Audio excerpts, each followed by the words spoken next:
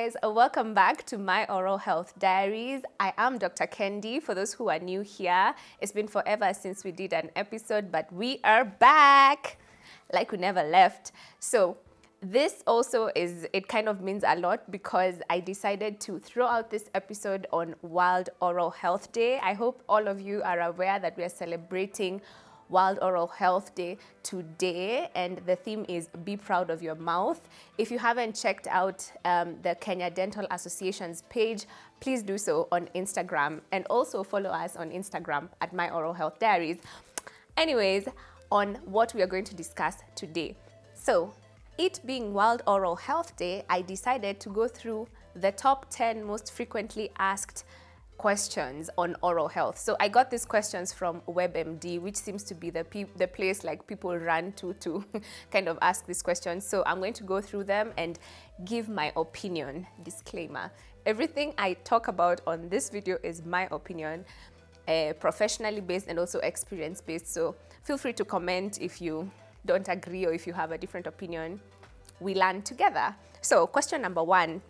What type of toothbrush and toothpaste should I use? I've also been asked a lot by patients, and I think my response is, for the toothbrush, there are normally different types in the market depending on the shape of the bristles. Like, are they level or are they uneven? The uneven one is better because then it would get to different surfaces.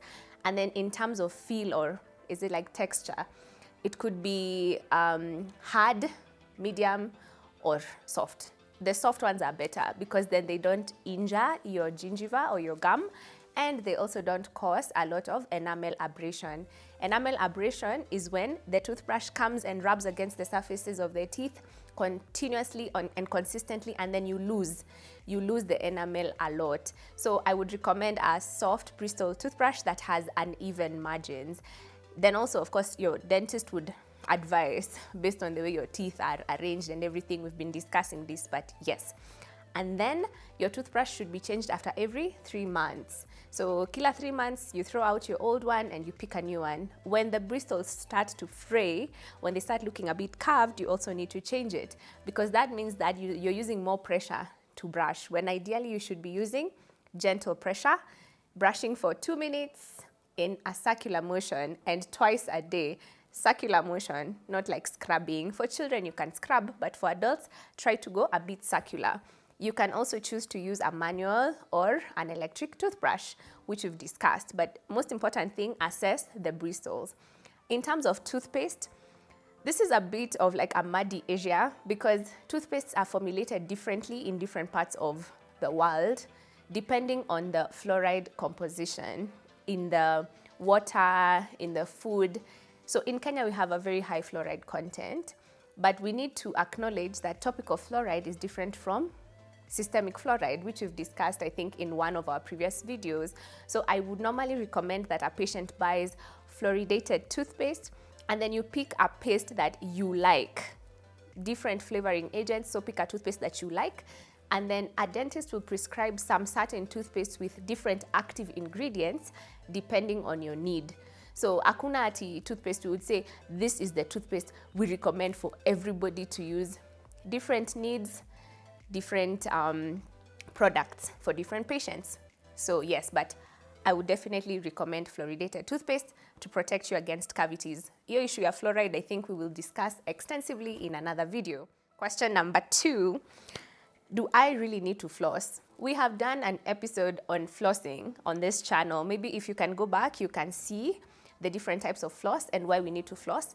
Interesting fact is, when you brush your teeth, you only brush 60% of the surfaces of your teeth. So the 40%, if you don't floss, then they are left like that, like without being cleaned. So yes, you really need to floss. You need to try and create a habit where you're flossing just before brushing. So in the morning, if you can, floss. In the evening, floss and then brush. So you floss, remove the plaque or the dirt between your teeth, and then you can brush. For people with large spaces between their teeth, there are also things called interdental brushes. Again, we did an episode on this channel, so you can feel free to go back and check the facts. Let me tell you guys, a dentist's favorite idiom is put your money where your mouth is. I know, right? I've been waiting to share this joke with you guys like forever. Now we are on to question number 3. So, does a rinse or mouthwash help to improve your oral health? Well, this is a yes and no answer, because you need to look at the mouthwash as something that we would call an adjuvant. An adjuvant is something that is just assisting. So it is assisting to achieve something with regards to your oral health. Every type of mouthwash or oral rinse, it can either be therapeutic or preventive. So in terms of therapeutic, we have mouthwashes that contain things that we call active ingredients. So these active ingredients actually serve a certain purpose in your mouth. So for example, something like chlorhexidine would help to make plaque removal easier. A mouthwash with something like iodine would help to kind of provide an antiseptic effect in your mouth. So it's really important that before you choose a mouthwash, you check the active ingredients. Google is your friend. If you Google and check those ingredients that have been written at the back of the bottle, you will always see everything. Like, go through one by one. And then if you feel like unajua not worth your time, ask your dentist. Your dentist can check for you and advise you what can help and what is not helpful. But typically, if you have good oral health, mouthwashes or mouth rinses are not a must. Okay, question number 4. What are the early signs of dental trouble?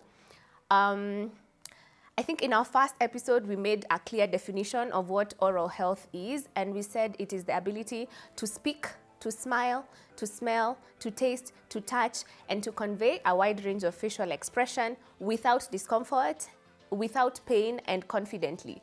I think for me, I would say a sign of dental trouble is when you cannot do all these things.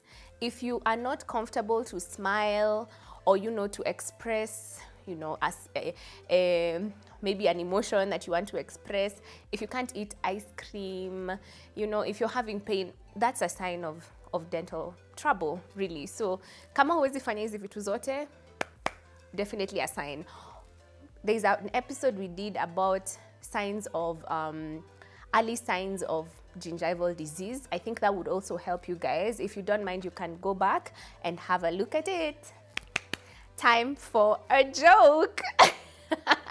All right, again, I'm still going to ask, what do you think the dentist does just before the aeroplane lands? Aki Greg amenizubaya too. No clue. They brace themselves. Oh. Yeah, so they brace themselves. Hashtag Team Otho. Hashtag Team Otho. Yeah. Anyway, so that is up to number 4. We are moving on to number 5. I hope you guys are learning something. Atufanye tu comedy. Tuko sasa kwa question number 5. Question number 5, why do I need a dental examination? So, a dental examination is important for you because then the dentist is able to detect early signs of illness that maybe you have not been able to pick up. I think this is also not only for your teeth, because we said that your oral health is not only about your teeth. Your teeth ndio ziko main, but also your gingiva, the head and mouth area, the head and neck area. It's good that you go and get examined, because then the dentist is able to see if everything is okay. So it can help you, it'll save you a lot of agony, because when the disease actually occurs, it could be expensive, time consuming, very stressful. So I really think consistent, like yearly, just plan and go, have your checkup done. It's better. We detect disease earlier, we are able to advise you, and we are able to learn from each other. So yes, it is very important. Question number 6. Are dental x-rays safe and are they necessary? This is a question we get asked a lot. Now, the thing I can say about being necessary, very necessary, because there are things that our naked eyes cannot see that we would like to see on an x-ray image. An x-ray is able to give us a clear picture of what is happening between your teeth, because I think for me, like, it's a standard practice that if I'm seeing a patient for the first time, I would always take an x-ray to see the interdental areas, or the areas between your teeth, because I can't see them with my naked eye. So in terms of necessity, very necessary. In terms of safety, I think dental x-rays are the least, they give you the lowest in radiation dose. It's so little, because we would say like it's being measured in, there are things called grays. We'll do a whole episode about this, but there are things called grays. And in dentistry, we actually use like micrograys or milligrays. So it's a very small exposure to radiation. Some would actually say that one dental x-ray is equivalent to the amount of radiation you would get normally in one day. So yes, also we use protection when taking dental x-rays. There are those lead shields that you are given to protect yourself, and also younger children, there's something also for the thyroid area. So yes, in terms of safety, I believe every practicing practitioner is keen to ensure you are kept safe. Minimal dose, as low as reasonably achievable. All right, number 7. All right, so do my teeth need fluoride? I think I've discussed this under question 1. My answer is yes. However, it's important to acknowledge that there are other things that are coming into the market with research and everything that might also be effective in preventing decay, helping tooth remineralization, because you need to appreciate that what the topical fluoride does, it helps to protect the teeth from kind of being dissolved. Decay is like nikitu acidic, inakula meno. So this fluoride helps to make the teeth harder, and it helps to encourage remineralization. The same fluoride also helps to reduce metabolism for the bacteria. So it's a win. Like topical fluoride is definitely a win.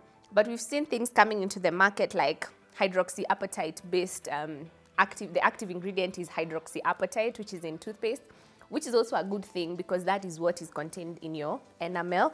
Some people have also talked about oil pulling, using things like coconut oil, unaeka kwa mdomo, and then you keep it there for some time and you rinse, and it is like, studies are showing that it is helpful.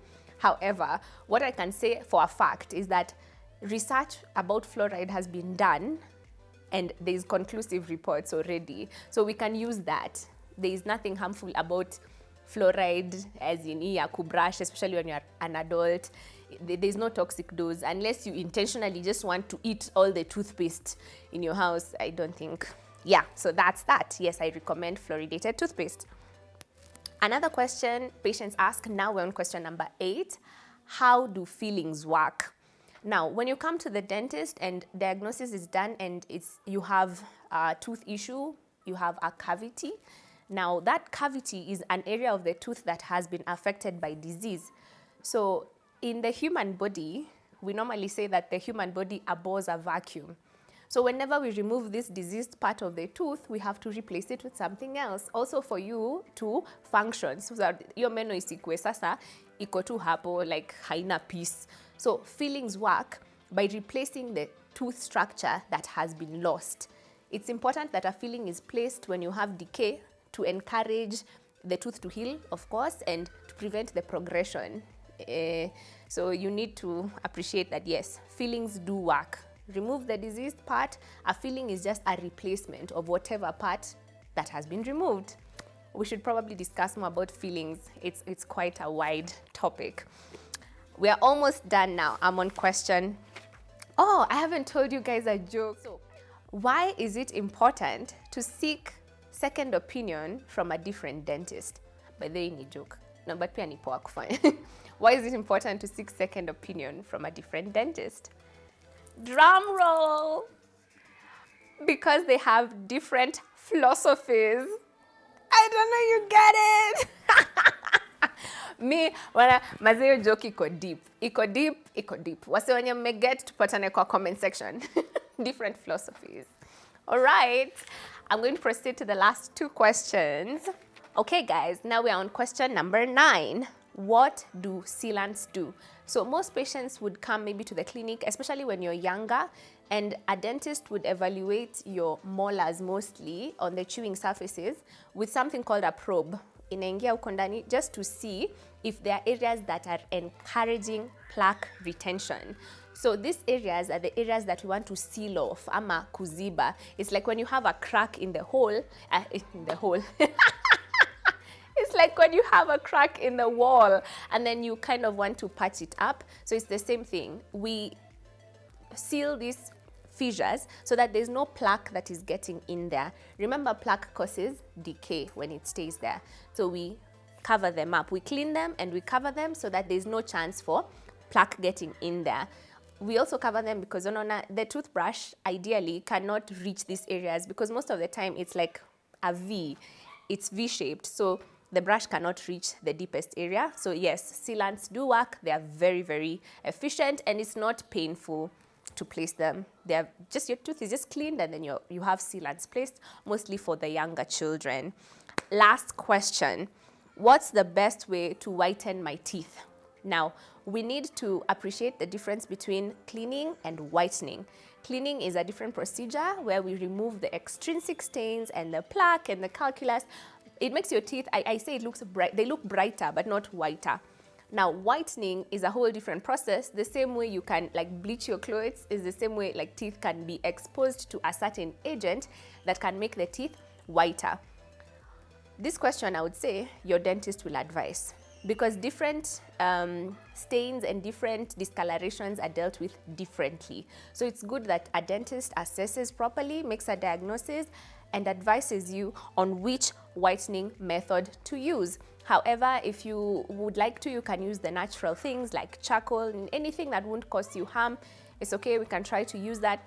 But going on to the extremes, I think it's important that you consult a specialist. Thank you so much for joining me as we have discussed the top 10 most frequently asked dental related questions. I hope you guys have enjoyed and you've learned something from it. Again, thank you so much for being patient with me. But now I'm back, so we're going to continue learning more about oral health. Remember, guys, be proud of your mouth. Do what it takes to keep your teeth clean, keep your oral health awesome, and learn more about oral health. Thank you so much. Good news, guys. We have started doing some dental merchandise. So if you would like to support My Oral Health Diaries, please go on over to our Instagram page. You'll see some of our nice goodies. Look at that. So nice, toothfully yours. And even what I'm wearing. We're trying to do lots of stuff, but this is really nice. You can buy yourself one or you can gift your dentist or your hygienist. And the t-shirts have different messages and they're quite colorful because we like being extra, you know. So yes, please head on over to Instagram at My Oral Health Diaries. Support our page. Okay, Dr. Kendi here again, asking you guys to please subscribe, like, share, and continue learning more about oral health. And I'll see you again on the next episode of My Oral Health Diaries. Happy World Oral Health Day, everyone. Applause. Okay.